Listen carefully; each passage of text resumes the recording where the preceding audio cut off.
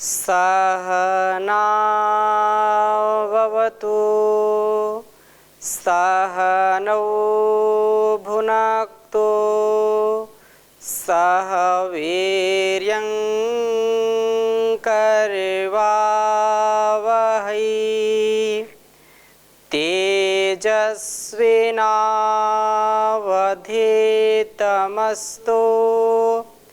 मा विद्विषावहै।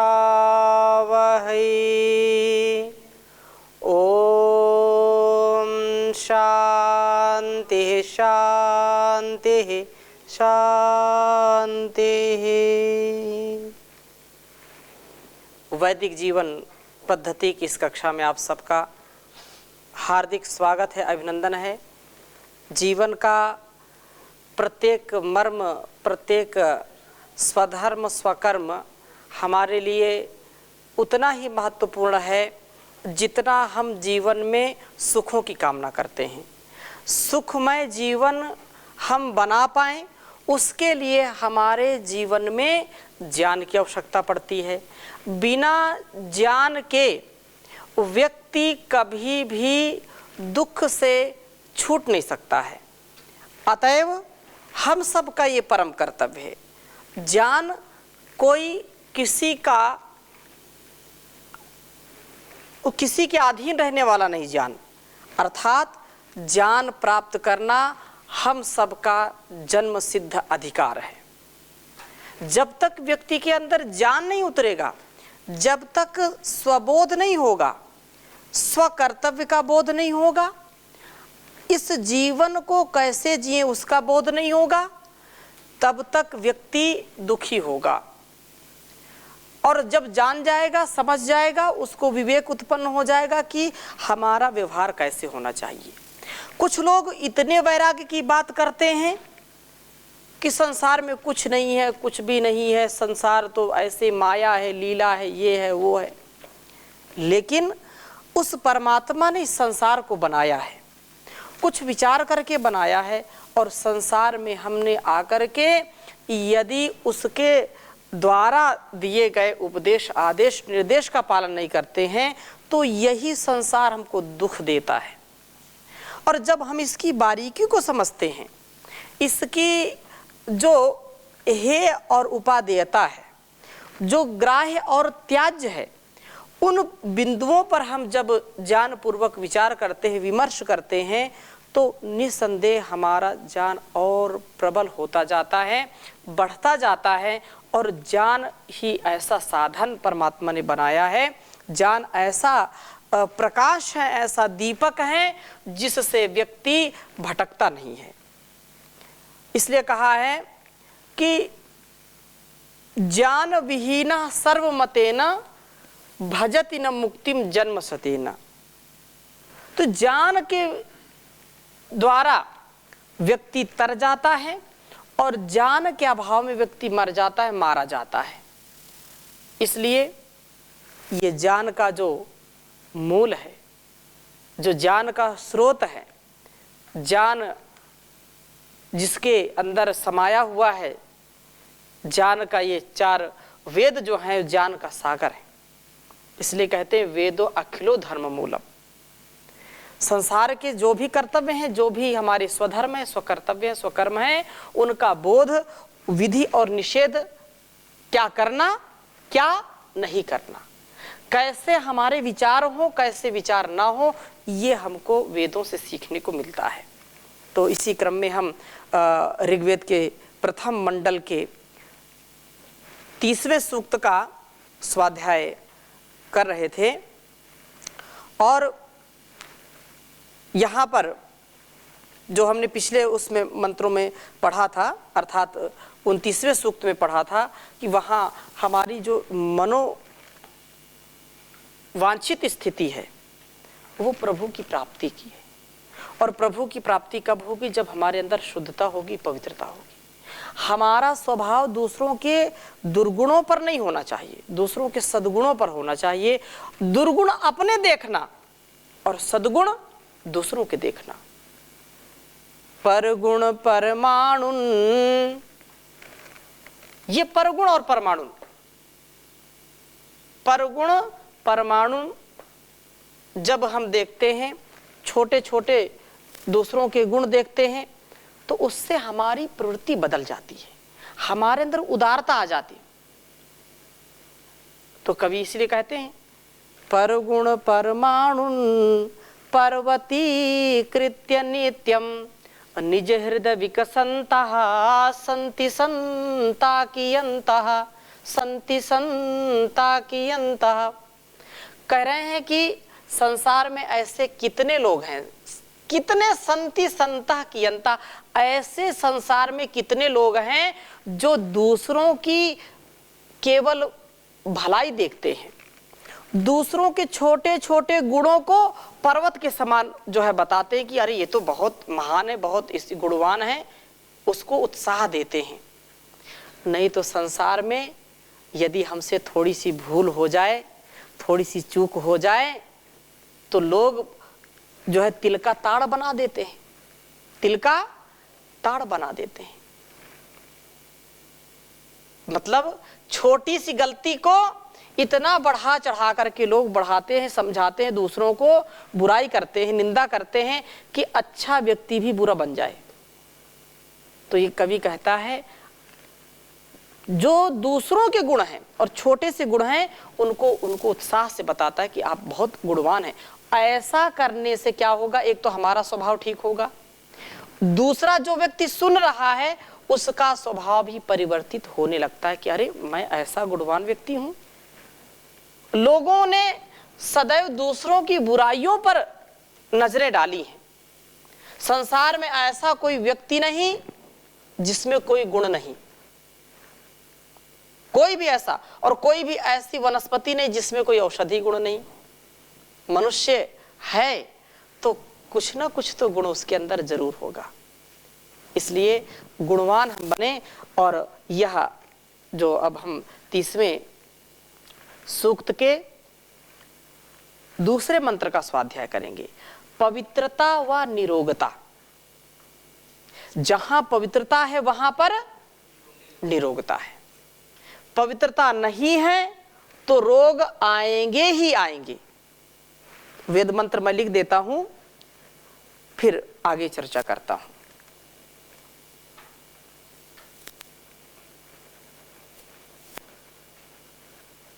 ओम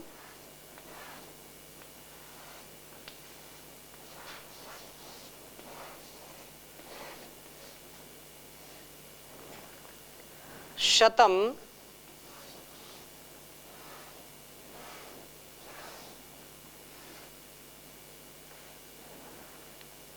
व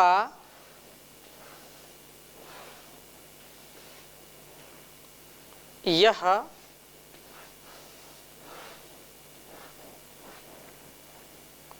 शुचि नाम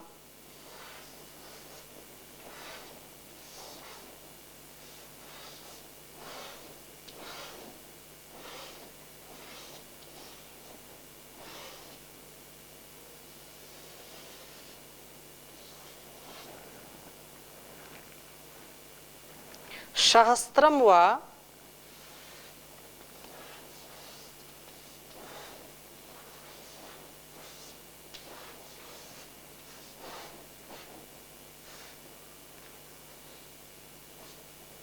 सहस्त्रम व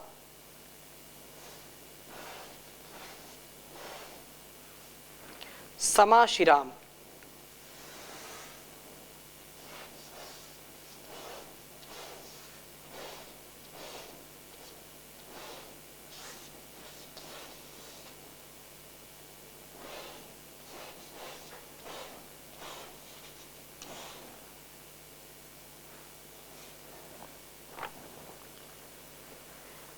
एदु निम्नम न रीयते, एदु निम्नम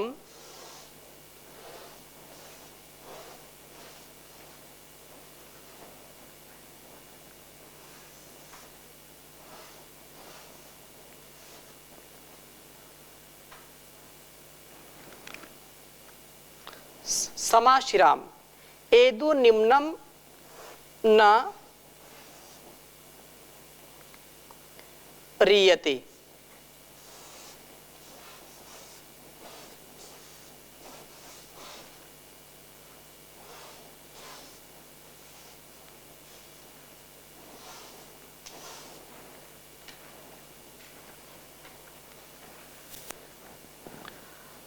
एक बार उच्चारण करेंगे।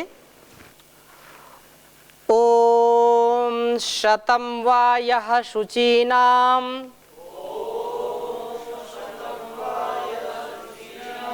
सहस्रं वा समाशिराम् एदु निम्नं न रीयते। ओम शतं वा यः शुचीनां सहस्रं वा समाशिराम् एदु निम्नं न रीयते। बहुत ही सुंदर बात कही है। शतं वा यः शुचीनां सहस्रं वा समाशिराम एदु निम्नं न रीयते। प्रभु कहते हैं कि हे जीवों, हे मनुष्यों, इस बात का हमेशा ध्यान रखो। क्या? यह जो शतम, यह जो सोम है, शुचि नाम सैकड़ों पवित्रताओं का कारण है। ये जो हमारा ज्ञान है, ये हमारा जो अंतिम धातु है शरीर का, वो क्या है? सैकड़ों पवित्रताओं का मूल है। वा तथा सहस्त्रम समाशिराम सम आश्री हिंसायाम, जो सम्यक्तया समन्तात वासनाओं, हजारों बुराइयों व रोग क्रमियों को नष्ट करने वाला है। तथा वह सोम आ इत उ निश्चय पूर्वक सब प्रकार से निम्नम नीचे की ओर न रीयते, नहीं जाता। अर्थात तुम इस बात के लिए दृढ़ संकल्प बनो कि ये सोमकण शरीर में ही व्याप्त हो। तुम ऊर्ध्वरेतस बनो। सब मानस पवित्रताएं, जो शुचिताएं हैं, सब शरीर की निरोगताएं हैं, समाशिरा इस ऊर्ध्वरेतस बनने पर ही निर्भर करती हैं। इस प्रकार से यदि हम ज्ञान का, विवेक का अनादर करेंगे, यदि अपनी इंद्रियों को नियंत्रण में नहीं रखेंगे, ब्रह्मचर्य का पालन नहीं करेंगे, तो हमारी जो ऊर्जा है वो नष्ट हो जाएगी और हमको कष्ट मिलेंगे। हमारा ज्ञान हमको बचा करके रखता है। हमने जैसा जाना और वैसा यदि नहीं जीते हैं तो निश्चित रूप से हम मानसिक और शारीरिक रोग से ग्रस्त हो जाते हैं। इसलिए ये बात कही है कि पवित्रता, जो शुचिता है, वही हमको बचा करके रखती है। इस प्रकार से मानस पवित्रताएं भी गई और शारीरिक पवित्रताएं भी चली जाती हैं तो रोग उत्पन्न हो जाते हैं, हम रोग के शिकार हो जाते हैं। हम इस बात पर पूर्ण विश्वास रखें, इसका पूर्ण ध्यान रखें कि सोम का अपव्यय करने से हम बचें, अपव्यय न हो, इसका अनावश्यक जो दुरुपयोग है, अनावश्यक जो प्रयोग है, उससे बचें ताकि हम पवित्र और निरोगी बने रहें। पवित्रता से, शुचिता से व्यक्ति प्रसन्नता को प्राप्त होता है, सहजता को प्राप्त होता है। जो सहज का तात्पर्य क्या है? सह माने साथ और जा माने जन्मना। जो हमारे साथ जन्म से चीजें होती हैं वो सहज अवस्था, जैसे बाल्यकाल में हम बिल्कुल सहज होते हैं। कोई अहंकार होता है क्या? कोई अहंकार नहीं। किसी से कोई जो है वैर नहीं और किसी प्रकार का अहंकार नहीं। अहंकार से विकार उत्पन्न होते हैं और विकार से व्यक्ति बीमार हो जाता है। तो ये जो मन की और तन की पवित्रता है, यही हमारे आरोग्यता की मूल है।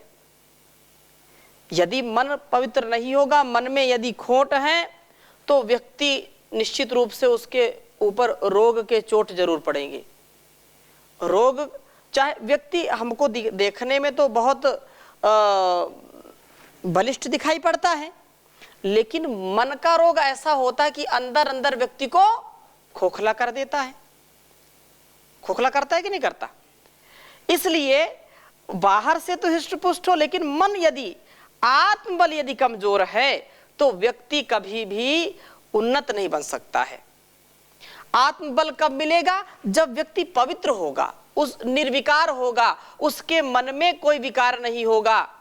मन में खोट भरी और मुख में हरी, तेरे गंगा नहाने से क्या फायदा, मैल मन का न धोया बदन धो लिया, मैल मन का न धोया बदन धो लिया, तेरे गंगा नहाने से क्या फायदा, मैल मन का न धोया बदन धो लिया। तो मैल मन का जब हटेगा तो व्यक्ति निश्चित रूप से उसके सामने का अंधेरा छटेगा। तो ये जो बात जरूर हम कहेंगे कि जान का तुमने पुलिंदा बांध लिया, अर्थात खूब वेद शास्त्र पढ़े, खूब जो है उपनिषद दर्शन पढ़े, लेकिन आचरण में नहीं उतारा। जान की पोटली को लेकर के टहल रहे हैं, लेकिन उसका आचरण नहीं कर रहे हैं, तो व्यक्ति का आत्मबल कभी बढ़ता नहीं है। शरीर बहुत सुंदर है, बहुत बलिष्ठ व्यक्ति है, लेकिन जब मुसीबत सामने आती है, क्यों जी स्वामी जी, मुसीबत जब सामने आती है तो अच्छे अच्छे लोग धराशायी हो जाते हैं। उनका जो है हाथ पैर भी काम नहीं करता है। और जिनका आत्मबल बढ़ा रहता है, चाहे कोई तलवार चलाए, चाहे कोई छुरी चलाए, चाहे फांसी पर चढ़ाए, वो कभी डरते नहीं, कभी अपने पथ से हटते नहीं। कार्यम व साधेयम देहम व पातेयम, अपने कार्य की सिद्धि के लिए उनको कुछ भी करना पड़े, जो सत्कर्म है, सद्धर्म है, जो सद्विवेक से अपने जीवन को जीते हैं, कभी विचलित नहीं होते हैं। इसलिए इससे हमको कभी लोग आकलन करने लगते, अरे जब वो व्यक्ति इतना ज्ञानी होकर के ऐसा करता है तो हमारे करने में क्या बुराई है। कभी भी ऐसा विचार नहीं करना चाहिए। वो इतना बलशाली है ऐसा, अरे आत्मबल सबसे बड़ा है, मनोबल सबसे बड़ा है। इसलिए किसी नीतिकार ने बहुत सुंदर लिखा, हस्ती स्थूल तारा सचांकुश वशः, किम हस्ति तुल्योंकुशो वज्रेणाभिहिताः पतन्ति गिरयः, किं वज्रतुल्यो गिरिः दीपे प्रज्वलिते प्रणश्यति तमः, किं दीपमात्रं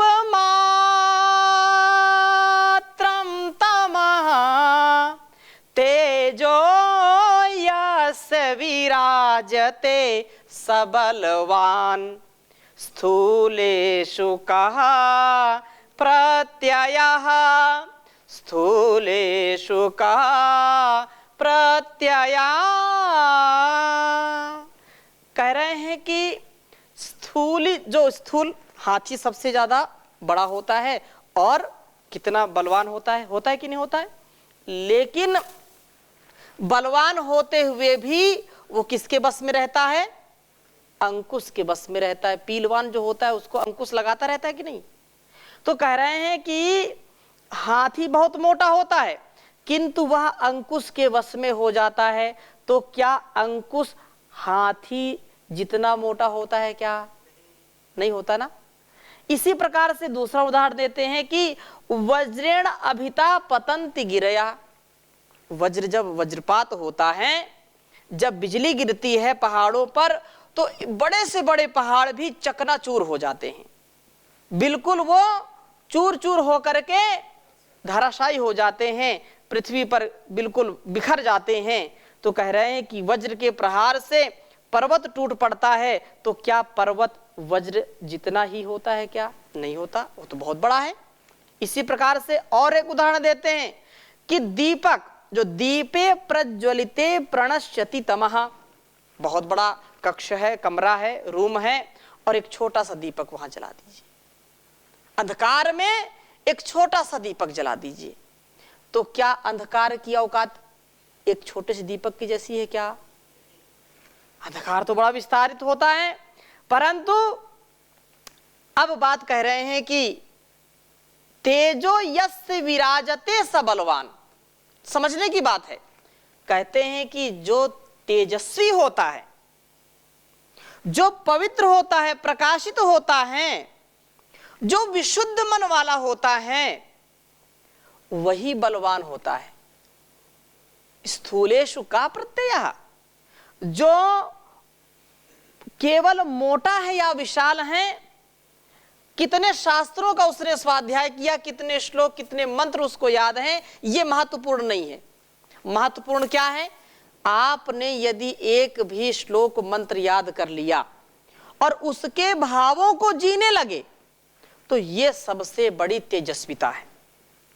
अर्थात जैसा हमने जाना है वैसा जीने का हमको प्रयास करना चाहिए, तभी हमारा जीवन सफल होता है। हम निश्चित रूप से अपने जीवन को सफल करने वाले बनते हैं। और ये संसार इसी में टिका हुआ है।